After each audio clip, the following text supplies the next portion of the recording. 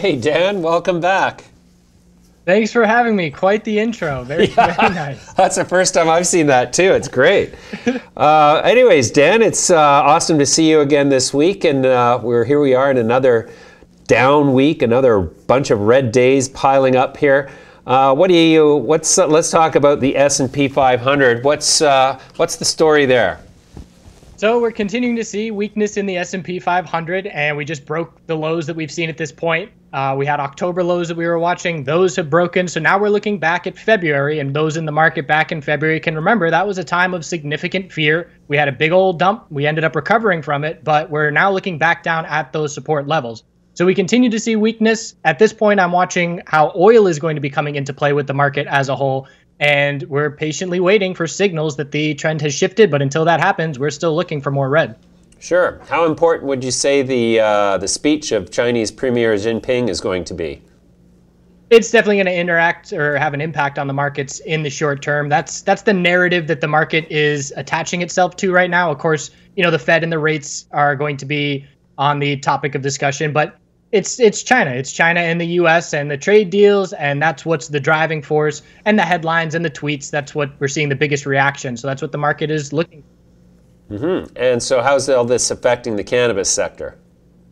Well, as we know, that if the market is weak, doesn't really matter what news you get, we're going to see weakness. And it's almost like if we could imagine the run-up into the October, or I should say into the first day of sales in Canada. If that were happening in this market environment, we would have seen such a different run-up. It would have been very notable. And it was almost like the perfect storm in terms of the S&P 500 being at all-time highs and that run-up with Canadian MJ at all-time highs that allowed for such significant gains because everything was, sunshine and rainbows and euphoria in the market. And had that timing lined up where we were looking to, next week, the first week of recreational sales, it would have been a much more muted response, in my opinion. Mm-hmm.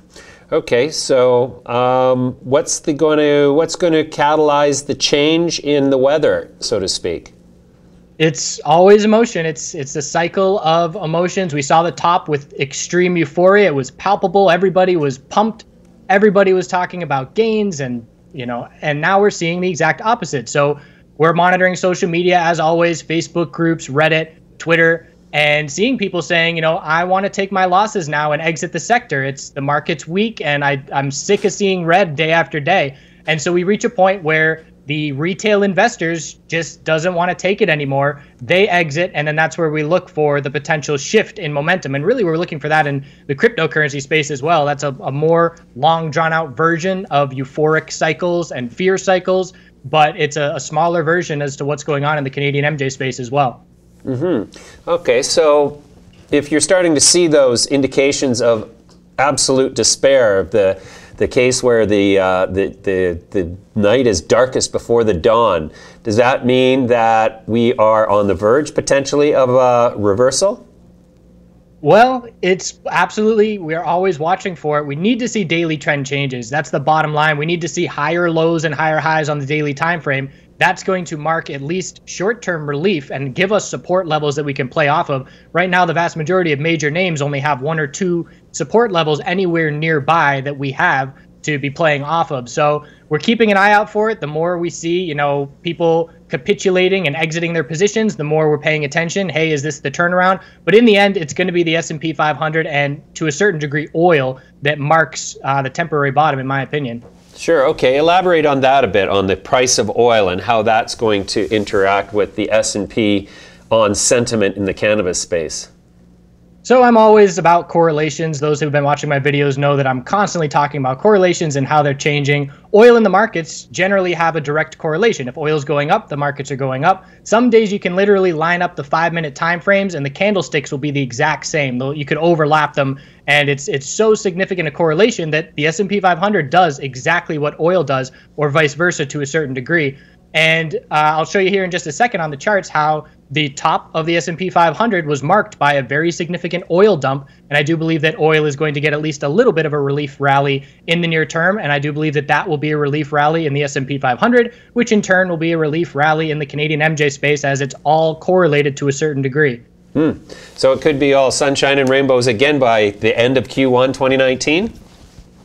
Well, let's start with a start of a bounce. We'll take it from there.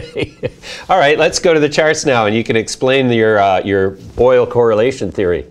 So here's the S&P 500. I look at it through SPY, the ETF. This is the daily time frame. We had a big dump day on big volume yesterday. Today, we're pretty much bouncing around within that range. That's what we call an equilibrium. Things tighten up after a lot of volatility.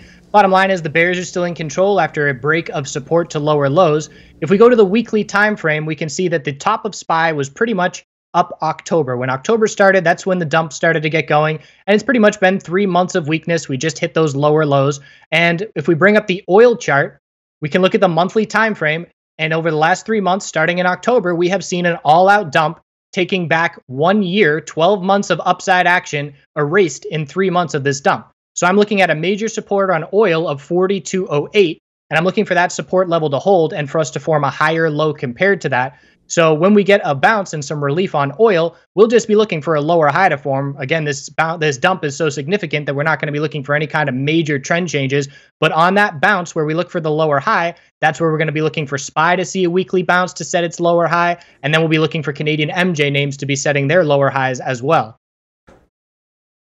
Interesting. So okay, and so how does all of that affect sentiment in the cannabis sector?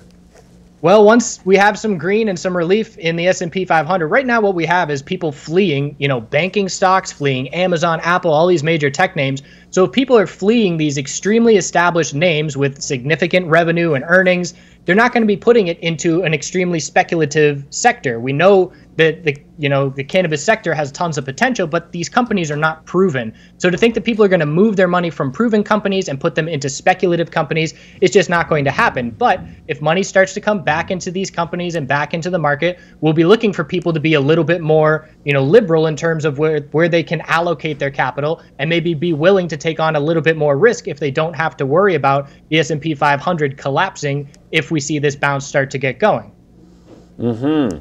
Okay, so then it's funny that the cannabis space is somehow then correlated to what's happening with the price of oil, and we're not talking CBD oil here. Exactly, and like I said in one of our last talks, as far as correlations and the markets go, we're in such a globalized economy that everything is interwoven.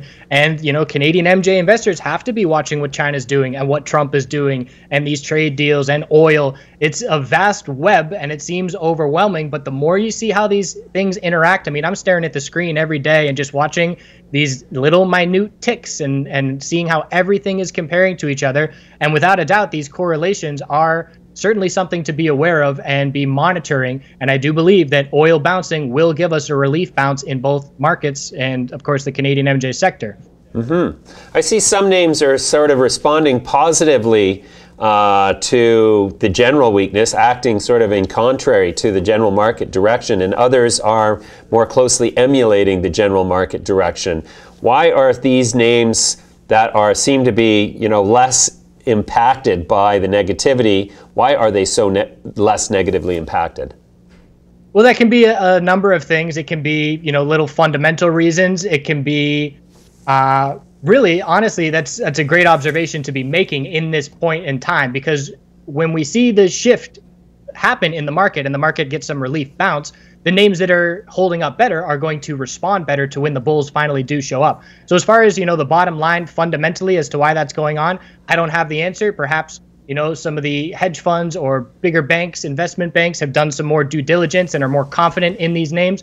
I can't speak to the specifics as to why, but what's important is to recognize that it is happening and then be able to act on it. So today we had the news from Tilray, and Tilray getting their partnership with the pharmaceutical. It's a little bit of a different deal. We didn't get the capital influx and some ownership like we saw with CRON and with Canopy.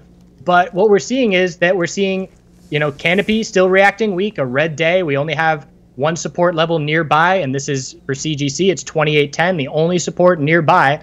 And we can see other names responding more bullish. APAJ has a green day today and broke the high of the last 2 days. And here, CRON as well is seeing a solid base of support being established at $11 on the U.S. side of things. And I am going to be looking for CRON to potentially see a nice little bounce up into the mid $12 range as we have consolidated to the point where, we had our bullish news. We saw that initial euphoria. people took their profit. We're establishing a base of support around this $11 area, and now we're going to look for a bounce and a lower high to form. So it's definitely standing out to me more so today than in the recent past. Whereas, normally these major Canadian MJ names are all moving in alignment with each other. Whereas today we're seeing CGC and ACB respond a little bit weaker, while APHA and CRON are responding a little bit stronger. And again, all of this response is in response to the Tilray news that we got this morning. Okay. Well, Dan, that's fascinating and insightful as ever. Appreciate your input. We'll see you again next week. Have a great day. See you soon.